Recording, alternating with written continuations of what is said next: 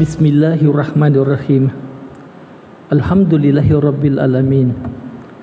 Wa a'udzu billahi minasyaitonir rajim.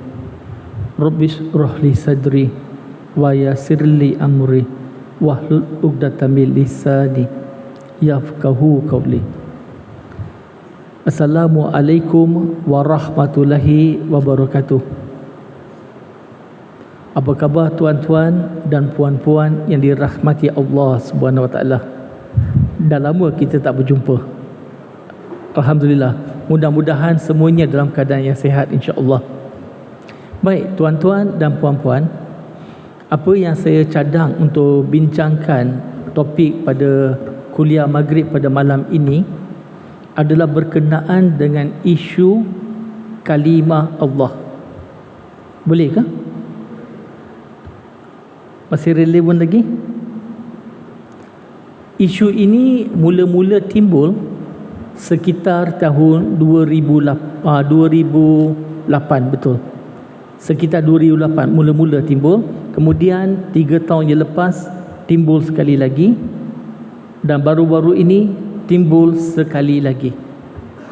Masa tahun 2008, masa isu ini masih hangat pada waktu itu, saya dijemput oleh Persatuan, kalau tak salah saya Persatuan Mahasiswa Islam Universiti Melaya dulu, untuk satu forum tentang isu kalimah Allah. Tajuk dia kalimah Allah. Tajuk dia ialah Allah milik siapa. Itu tajuk dia. Ingat lagi, Allah milik siapa. Dan dalam forum itu ada 7 panel. Saya duduk tengah-tengah. Sebelah kiri saya ada 3 orang panel yang lain. Sebelah kanan 3 panel yang lain. Saya tak tahu sama ada kebetulan ke ataupun secara sengaja disusun begitu. Saya tak tahu. Sebab 3 panel sebelah kiri semuanya berpandangan orang-orang yang bukan beragama Islam tidak boleh guna kalimah Allah. Dan 3 panel yang sebelah kanan pula, pandangan mereka tak ada masalah, siapa-siapa pun boleh guna kalimah Allah. Jadi saya bagi ringkas saja. Dan pendirian saya pula memang tengah-tengah. Itu yang saya kata, saya tak tahu sama ada penganjur tu memang dah tahu pandangan kami tu dia sengaja letak duduk macam tu ke, atau kebetulan jadi macam tu, saya tak pasti. Okey. Jadi tajuknya ialah Allah milik siapa. Kalau pada pandangan tuan-tuan dan puan-puan, apa jawapan anda? Okey, ada yang kata Allah ni milik semua. Ada yang mungkin kata Allah ni milik orang Islam saja. Bagi saya, pandangan saya ada pandangan berbeza sedikit, tuan-tuan. Bagi saya, Allah ni bukan milik orang Islam, dan Allah juga bukan milik orang bukan Islam. Allah ni bukan milik siapa-siapa pun, tetapi kita semua adalah milik Allah. Boleh faham maksud saya? Pada saya, bukan kita yang memiliki Allah, tetapi Allah Subhanahu Wa Taala yang memiliki kita. Itu yang pertama. Soalan kedua, bolehkah non-Muslim guna kalimah Allah? Mungkin ada yang kata boleh. Mungkin juga ada yang kata tak boleh. Pada pandangan saya, non-Muslim boleh guna kalimah Allah apabila mereka merujuk kepada Allah sesuai dengan sifatnya sebagai Allah Subhanahu Wa Taala. Faham maksud saya? Non-Muslim nak guna kalimah Allah, pada saya boleh. Tapi biar rujuk kepada Allah Subhanahu Wa Taala sesuai dengan sifat sebagai Allah Subhanahu Wa Taala. Biar saya bagi penjelasan Kenapa saya kata boleh dan kenapa saya kata begitu? Yang pertama sekali, di dalam Al-Quran sendiri. Kalau kita ambil contoh dalam surah Al-Ankabut, surah nombor 29 ayat 61, ayat 63, surah Az-Zumar surah nombor 39 ayat nombor 38, surah Zukhruf surah nombor 43 ayat nombor 87 sebagai contoh, sebagai ringkasan saja. Dalam Al-Quran, Allah Subhanahu Wa Taala bertanya kepada orang-orang kafir, orang musyrikin, siapakah yang jadikan langit dan bumi? Mereka kata, Allah. Siapakah yang menjadikan manusia? Allah. Siapakah yang turunkan hujan daripada langit? Musyrikin jawab, Allah. Jadi dalam Al-Quran tidak dilarang musyrikin tadi daripada menggunakan kalimah Allah. Namun begitu, bila musyrikin tadi mengatakan Allah, mereka merujuk kepada Allah Subhanahu Wa Taala sesuai dengan sifatnya sebagai Allah Subhanahu Wa Taala. Namun begitu, dalam ayat-ayat tadi Allah Subhanahu Wa Taala menempalak mereka, walaupun mereka mengatakan Allah yang menjadikan manusia, menjadikan langit dan bumi, menurunkan hujan daripada langit, tetapi mereka tetap menyembah selain dari Allah Subhanahu Wa Taala. Are we good? Tetapi kalau ada orang yang bukan beragama Islam menggunakan kalimah Allah dengan cara yang tidak sesuai, ataupun saya sebut menyalahgunakan kalimah Allah, mengatakan sesuatu tentang Allah Subhanahu Wa Taala yang tidak benar, tidak menepati sifatnya sebagai Allah Subhanahu Wa Taala, saya tidak bersetuju. Jawapan saya rujuk kepada Al-Quran sekali lagi. Kalau kita lihat dalam surah Maryam, surah nombor 19 ayat 88 hingga 90. Sungguh keji kata-kata mereka mengatakan Ar-Rahman mempunyai anak, iaitu Allah SWT mempunyai anak, hinggakan langit nak meletup, gunung nak hancur, bumi nak terbelah sebagai contoh. Dengan lain perkataan, kalau ada orang mengatakan Allah Subhanahu Wa Taala ada anak, sebagai orang Islam, saya boleh setuju ke? Saya tak boleh setuju. Saya tak boleh terima kalau ada orang mengatakan Allah ada anak. Jadi bagi saya, pendirian saya, non-Muslim nak guna kalimah Allah boleh, tapi biar sesuai dengan sifatnya sebagai Allah Subhanahu Wa Taala, seperti mana kita baca dalam Al-Quran dalam surah Fatihah, Alhamdulillahi Rabbil Alamin, segala puji-pujian untuk Tuhan yang mentadbir sekalian alam. Allah SWT adalah Tuhan untuk semua. Tak kira orang itu Islam ke, dia bukan Islam ke, Allah tetap Tuhan dia. Sama ada dia tu seorang etis yang tidak mempercayai kewujudan Tuhan pun, Allah SWT tetap Tuhan dia. Itu pendirian kita sebagai seorang Muslim. Tapi kalau ada yang kata Allah ada anak, saya tidak setuju. Saya tak boleh terima. Tetapi bila saya tak boleh terima, apa yang boleh saya buat? Sebagai individu, saya tidak ada kuasa untuk melarang orang lain daripada menggunakan kalimah Allah dan sebagainya. Boleh faham maksud saya? Itu mahkamah yang tentukan, proses undang-undang yang menentukannya. Tetapi sebagai seorang individu Islam, apa yang boleh saya buat? Saya akan berjumpa dengan orang Kristian. Contohnya kalau orang Kristian mengatakan mereka guna kalimah Allah dan mengatakan Allah ada anak, saya akan berjumpa dengan mereka dan saya akan berdialog dengan mereka. Ini yang pertama. Yang keduanya, tuan-tuan dan puan-puan yang dirahmati Allah Subhanahu Wa Taala, kalau saya tak nak pergi kepada sejarah apa yang berlaku dan sebagainya atau proses perundangan, tapi saya bagi simple, cara ringkas saja. Kalau kita tanya dengan kawan-kawan kita yang beragama Kristian, kenapa anda nak guna kalimah Allah?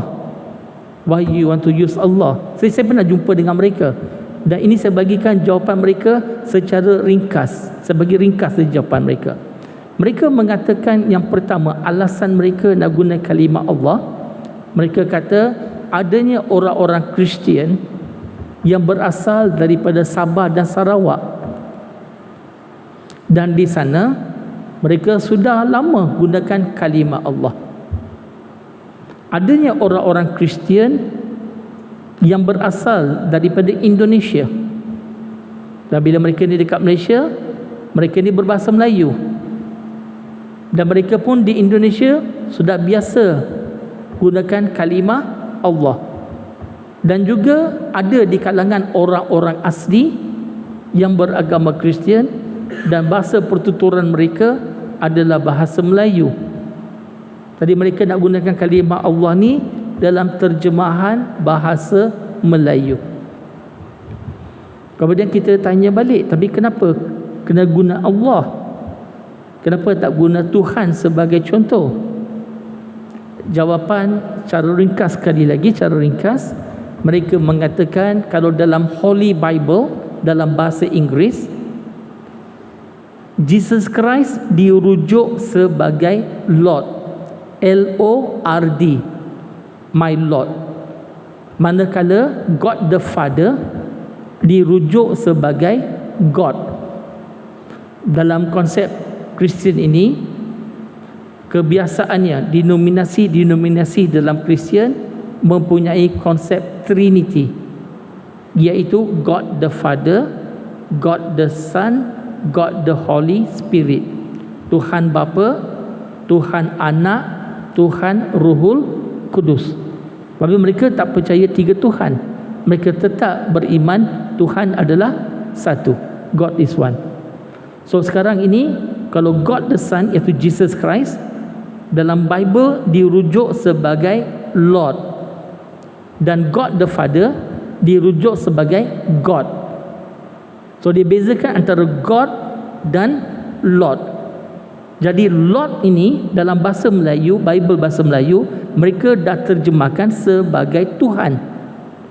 Jadi untuk membezakan God, mereka gunakan kalimah Allah, supaya mereka kata dalam bahasa Melayu, kalau guna Tuhan itu merujuk kepada Jesus, dan kalau guna Allah itu merujuk kepada Tuhan Bapa, untuk membezakan. Okey.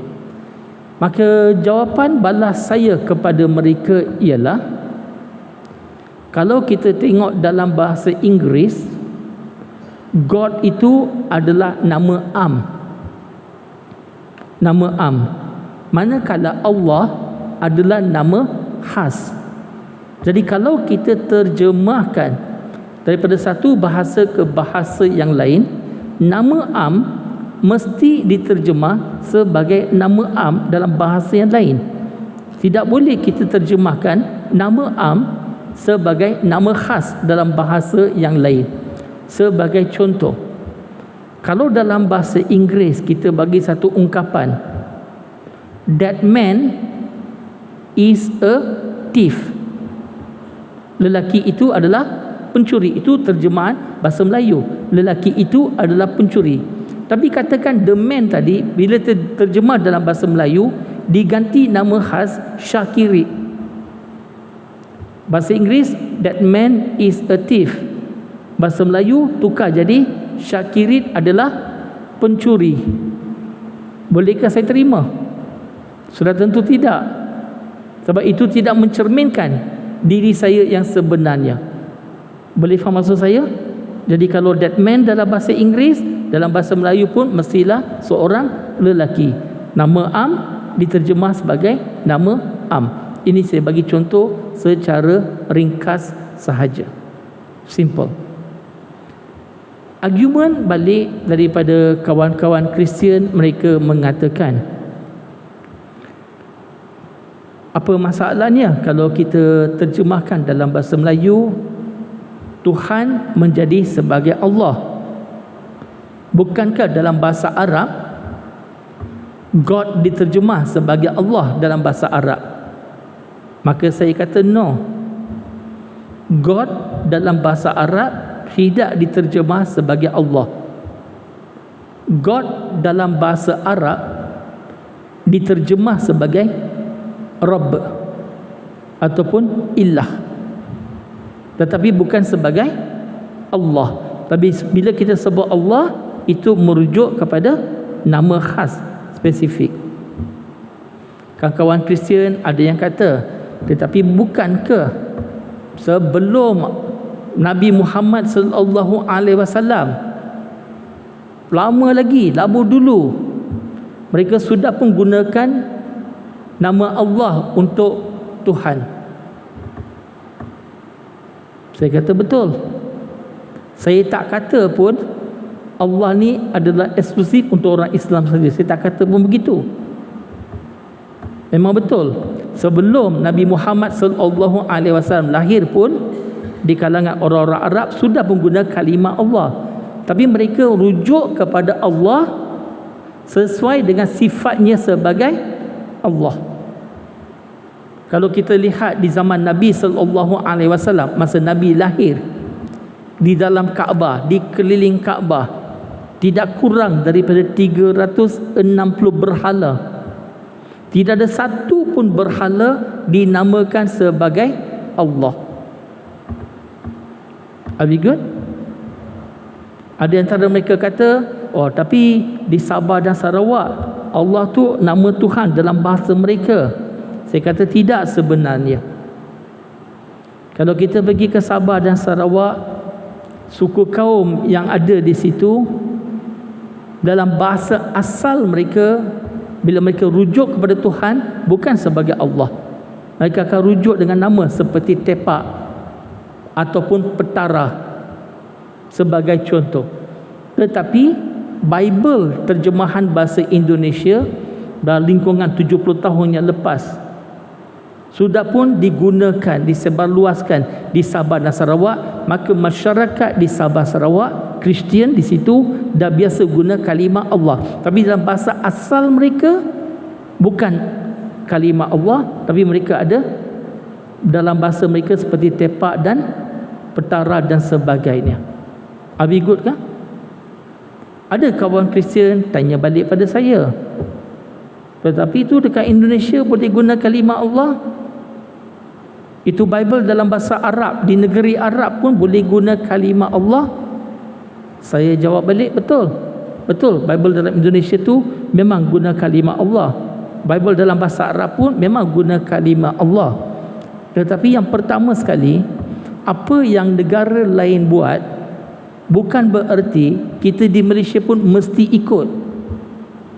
Di Malaysia kita tentukan sendiri apa yang boleh ataupun apa yang tak boleh.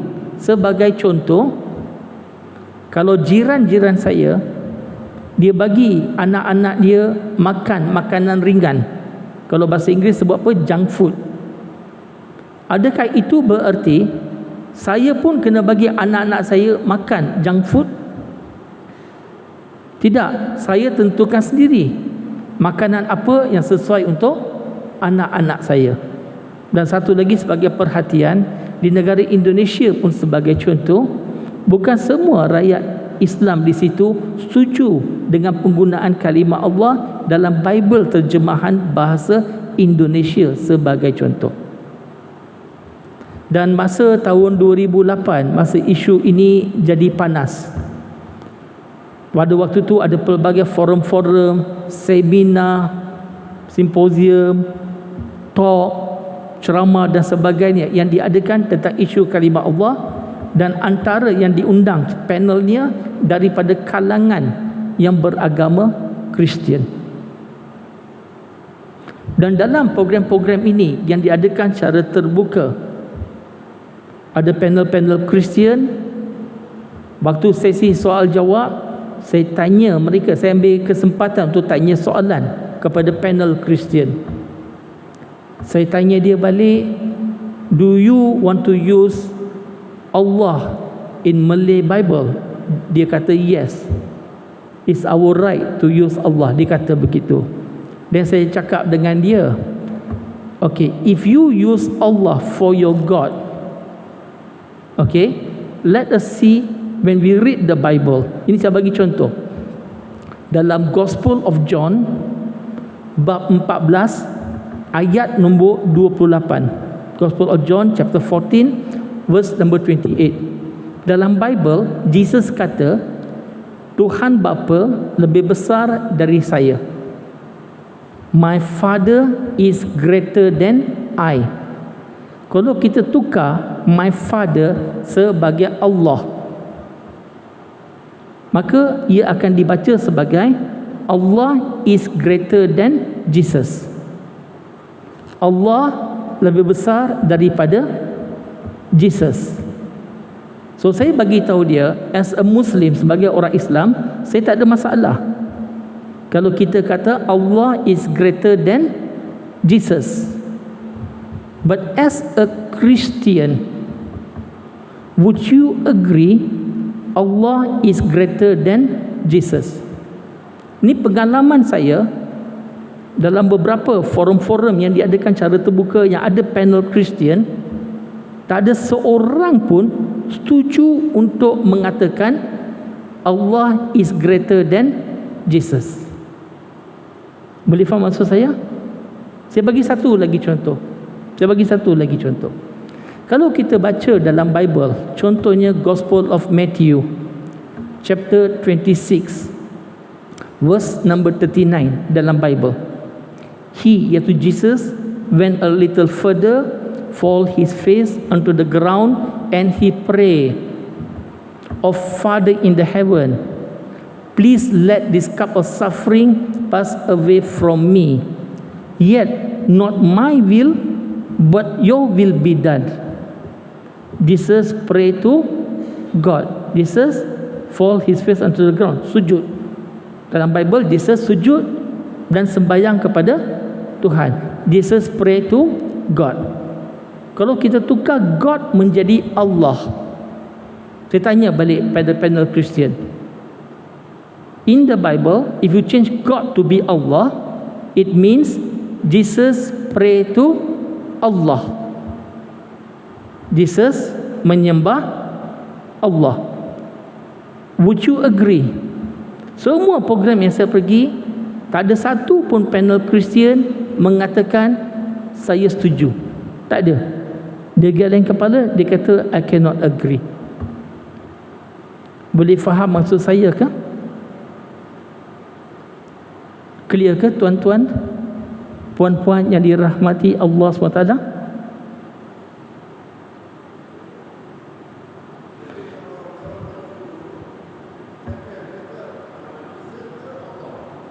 Okey, dia macam ni tuan. Bila saya ambil ayat Bible, saya tukarkan God jadi Allah, khususnya ayat yang khas tentang God dan Jesus Christ, mereka tak setuju. Sebab bagi mereka, ini pandangan saya, bagi mereka nak terima Allah is greater than Jesus, susah. Jesus pray to Allah, susah bagi mereka. Tapi bila saya buka begini, mereka mula berfikir. Okey, beberapa persoalan tuan-tuan, Soalan yang pertama sekali,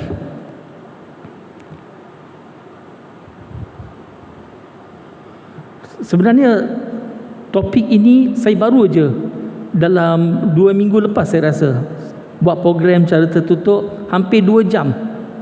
Saya bagi talk tentang isu kalimah Allah ni 2 jam. Tapi ini saya tengok masa tinggal dalam 15 minit, 20 minit begitu. Saya pun tak nak menimbulkan salah faham. Saya pun tengah fikir nak susun macam mana.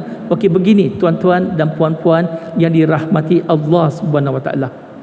Yang pertama sekali, kita sebagai orang Islam mempunyai tanggungjawab untuk berdakwah dengan orang yang bukan beragama Islam. Di samping kita berdakwah dengan sesama Islam. Setuju atau tidak? Setuju? Nabi SAW, para sahabat, para tabi'in, tabi'ut tabi'in dan sebagainya, mereka bukan saja berdakwah di kalangan Islam, tetapi mereka juga berdakwah kepada orang yang bukan beragama Islam. Setuju? Tapi berdakwah ni bukan kita guna tipu muslihat convert mereka masuk Islam, tidak. Tetapi kita menyebarkan, sampaikan apa tu mesej Islam yang sebenarnya. Tetapi saya lihat bukan saja di Malaysia, tapi saya lihat di seluruh dunia hari ini, umat Islam terlalu kurang kita berdakwah dengan non-Muslim. Secara ringkas, pada saya, ini pandangan peribadi saya, Allah Subhanahu Wa Taala menempelak kita sebenarnya, orang Islam. Allah bukakan pintu untuk kita berdakwah kepada non-Muslim. Bila orang Kristian kata mereka nak guna kalimah Allah, ini membuka pintu kepada kita untuk berdialog dengan mereka, berjumpa dengan mereka, dakwah dengan mereka, tanya mereka, why you want to use Allah for your God? Who is Allah to you? In Islam, Allah is this. Dan kita dialog dengan dia, kita bincang dengan dia. Dan kalau kita ada sedikit ilmu perbandingan agama, akan banyak membantu kita dalam menyampaikan dakwah kita. Itu yang pertama. Yang keduanya, tuan-tuan dan puan-puan, berlaku jujurlah. Kita berlaku jujur, tuan-tuan dan puan-puan. Kenapa bagi kita di Malaysia kita jadikan kalimah Allah ni sebagai satu isu? Kenapa kita tidak mahu orang Kristian gunakan kalimah Allah? Sebab kita takut mereka akan sebarkan agama Kristian dalam bahasa Melayu, digunakan kalimah Allah, dan kita takut orang-orang Islam terpengaruh dengan dakwah mereka dan mungkin keluar daripada agama Islam, murtad daripada Islam. Setuju atau tidak? Kita cakap jujur, terus terang. Kita tak, okey, contoh, saya bagi contoh supaya kita jelas apa saya nak sampaikan. Katakan tuan-tuan dan puan-puan, kalau semua orang Islam di Malaysia, semua orang Melayu Islam di Malaysia, semuanya mempunyai pahaman akidah yang cukup baik, cukup kuat akidah mereka, betul-betul faham Islam, kita risau tak orang Kristian guna kalimah Allah? Kita tak risau. Yang kita risau sekarang sebab orang Islam tak berapa kuat akidah mereka, tak berapa kuat pemahaman mereka dalam Islam. Kalau orang Islam sendiri tidak berapa kuat pemahaman mereka, itu salah siapa?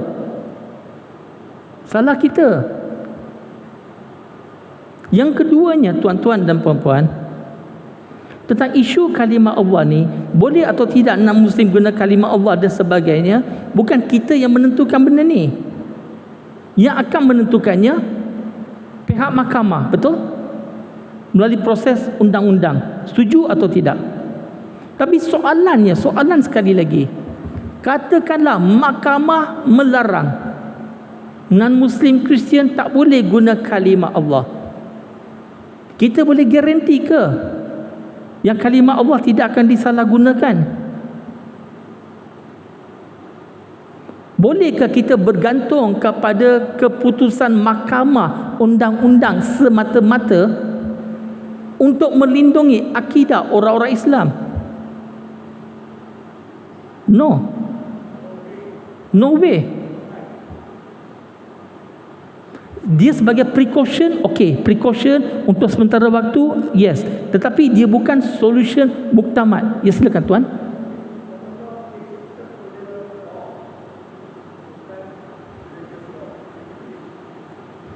Setuju, I agree.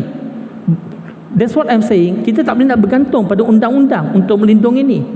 Tetapi cara, suka tak suka, kita sendiri kena berusaha untuk meningkatkan penguasaan pemahaman akidah, pemahaman Islam yang baik di kalangan orang Islam. Okey, soalan ini, benda ni memang panas tuan-tuan dan puan-puan, ke aircon yang ada masalah? Okey, sekali lagi ya tuan-tuan dan puan-puan. 2008 isu ni berlaku.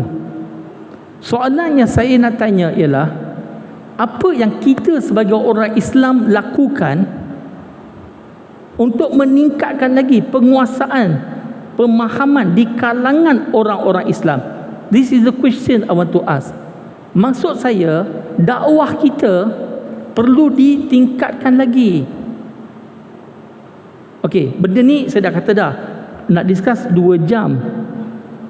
Tetapi saya sedang ringkaskan di sini. Okey, persoalan sekali lagi tuan-tuan. Adakah semua denominasi Kristian setuju gunakan kalimah Allah untuk God? Jawapannya tidak. Ada juga di kalangan orang Kristian, denominasi Kristian yang tidak setuju dengan penggunaan kalimah Allah. Tapi dalam isu ni kebanyakan mereka mendiamkan diri. Saya pernah jumpa dengan orang-orang Kristian di Malaysia yang tidak bersetuju orang Kristian di Malaysia guna kalimah Allah. Mereka pun tak setuju. Mereka kata ini hanya mengucapkan rakyat berbilang kaum di Malaysia. Ada yang saya jumpa orang Kristian yang tak setuju dengan ini. Are we good ke? Dan saya pernah jumpa dengan orang-orang Kristian, saya bagi tahu, kalau you nak betul-betul selesaikan masalah you, kalau Lord you dah guna Tuhan dan you nak gunakan nama khas untuk God, boleh je. Gunalah nama yang biasa di kalangan Kristian, seperti Adonai ke, Yahweh ke, Jehovah ke. Boleh faham maksud saya? Clear ke? Boleh? Okey, sekali lagi tuan-tuan dan puan-puan, di Sabah dan Sarawak dah 70 tahun atau lebih mereka gunakan Bible Indonesia, dan sekarang Bible bahasa Melayu, ada kalimah Allah. Di Sabah dan Sarawak dah 70 tahun mereka gunakan Bible, ada kalimah Allah.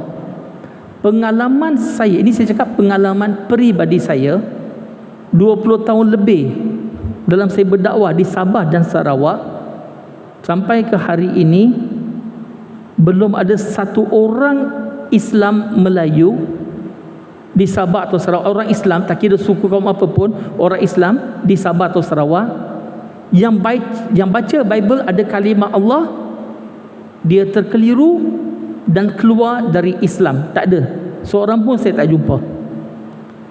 Yang murtad ada, bukan tak ada. Yang keluar dari Islam ada, tapi punca bukan baca Bible ada kalimah Allah. Tetapi saya jumpa ramai daripada Sabah dan Sarawak yang dulunya Kristian, mereka baca Alkitab, Bible bahasa Melayu atau Indonesia, ada guna kalimah Allah, mereka keliru. Bagi mereka Allah ini Tuhan orang-orang Islam. Kenapa dalam Bible Melayu ada sebut Allah tu, itu kan Tuhan orang Islam.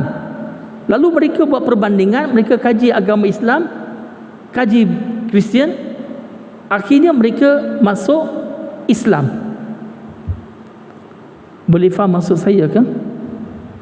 Tuan-tuan dan puan-puan, jangan salah faham dengan saya. Saya sebagai seorang pendakwah, orang yang berdakwah, dalam isu kalimah Allah ni, saya lihat banyak potensi-potensi untuk kita berdakwah, menyampaikan dakwah. Namun begitu, adakah saya setuju kalau orang Kristian diterjemahkan God dalam bahasa Melayu sebagai Allah? Jawapan saya tak setuju. Boleh faham ke? Saya kata saya tak setuju. Cara peribadi, saya boleh berdakwah dengan mereka, tetapi realiti bukan semua orang Islam ada kemahiran untuk berdakwah. Saya sedar benda tu. Tetapi tuan-tuan dan puan-puan, kita tak boleh leka. Kita kena tingkatkan usaha kita. Kita kena menggambling tenaga kita. Macam mana kita nak bagi pemahaman Islam yang lebih baik di kalangan orang-orang Islam kita? Bagaimana kita nak orang Islam ni semakin tinggi, semakin meningkat pemahaman mereka? Bagaimana kita nak iman, takwa mereka Akidah. Maksud saya akidah di sini bukan kita hafal sifat 20 ke ataupun tauhid 3 dan sebagainya, tidak. Maksud saya akidah di sini dia yakin dengan kewujudan Allah SWT. Dia yakin Allah adalah Tuhan seluruh alam semesta. Dia yakinan kepada Allah SWT. Macam mana kita nak tingkatkan ini? Macam mana kita nak bagi mereka? Sebabnya tuan-tuan dan puan-puan, ancaman kepada akidah orang-orang Islam semakin lama semakin kuat, semakin lama semakin kuat. Dan ancaman yang paling besar bukan datang daripada penganut agama lain, bukan datang daripada Kristian. Ancaman yang paling besar datang daripada falsafah secular materialistic, secular materialistic filosofi, ataupun cara ringkasnya dalam bahasa mudah, ketidakpercayaan kepada Tuhan. Tidak percaya kepada Tuhan. Keyakinan Tuhan wujud semakin terhakis. Hari ini saya semakin ramai saya jumpa budak-budak Melayu, anak Melayu yang mak bapak dia Islam, anak dia agnostik. Maksud agnostik, tak pasti Tuhan ada atau tidak. Ada antara mereka ateis, tolak terus Tuhan wujud, tak ada Tuhan. Ini dari kalangan orang Islam. Dan kalau yang saya jumpa, yang solat 5 waktu sehari tak tinggal solat 5 waktu sehari, saya tanya dia, berapa peratus kamu yakin Allah tu wujud? 80%? 90%? 70%? Boleh faham maksud saya ke tuan-tuan? Dan benda ini bagi saya, dia bukan masalah orang lain. Sebab ia boleh terjadi pada siapa-siapa. Na'udzubillah, pada ahli keluarga kita sendiri pun. Saya dalam masa yang ringkas ni, tuan-tuan dan puan-puan, saya tak tahu macam mana saya nak sampaikan tanpa menimbulkan salah faham. Usaha dakwah ni perlu ditingkatkan, tuan-tuan dan puan-puan. Dan usaha kerja-kerja dakwah ni bukan kerja agensi-agensi tertentu, NGO tertentu semata-mata, tidak, tuan-tuan dan puan-puan. It is a collective responsibility. Ia menjadi tanggungjawab kita secara bersama. Kita masing-masing ada peranan yang boleh kita mainkan sesuai dengan kemampuan kita tersendiri. Dia bukan lagi menjadi satu kerja khas pihak-pihak tertentu sahaja. No. Tidak, tuan-tuan dan puan-puan.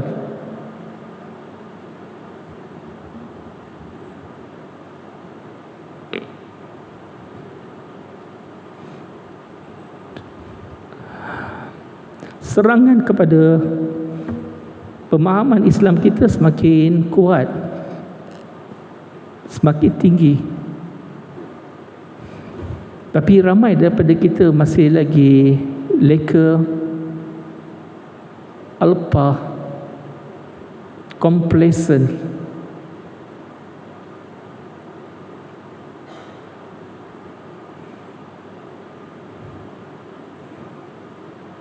There's a lot to be done.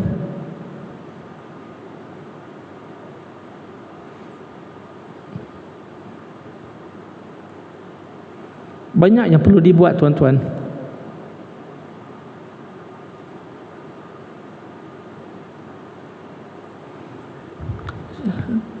Banyak daripada isu-isu ni saya sentuh 20 tahun lepas. Dan apa yang kita sentuh hari ini semakin menjadi reality, menjadi kenyataan. Tapi 20 tahun lepas, alah tak adalah. Tapi hari ini semakin jadi. Tapi serangan-serangan ini tidak menjadi cara mendadak. Serangan-serangan ini cara halus, sedikit demi sedikit. Kalau saya bagi contoh saja, tapi masa kita dah nak habis dah, tuan-tuan. Kalau kita lihat, kalau zaman 40 tahun lepas, tahun 80-an sebagai contoh, kalau perempuan Melayu pakai shorts, pakai seluar pendek, tahun 70-an, 80-an, kalau perempuan Melayu pakai seluar pendek, boleh terima ke tak boleh terima? Cakap betul-betul tuan-tuan dan puan-puan. Kalau ada budak perempuan Melayu pergi dekat pasar, pergi dekat kedai, pakai shorts, pakai seluar pendek, boleh terima ke? Tak boleh terima. Tapi benda ni sedikit demi sedikit, demi sedikit, demi sedikit. Pakai baju pun boleh pendek, angkat tangan, nampaklah perut sikit. Lama-lama baju tu sama paras dengan seluar ataupun skirt. Lama-lama baju tu pun dah naik atas. Perubahan-perubahan ni berlaku sedikit demi sedikit, demi sedikit, demi sedikit. Kalau kita tidak peka, kalau kita alpa, kita lalai, kita leka, we are complacent, celik mata, keluarga sendiri dah kena. Na'udzubillahi min zalik.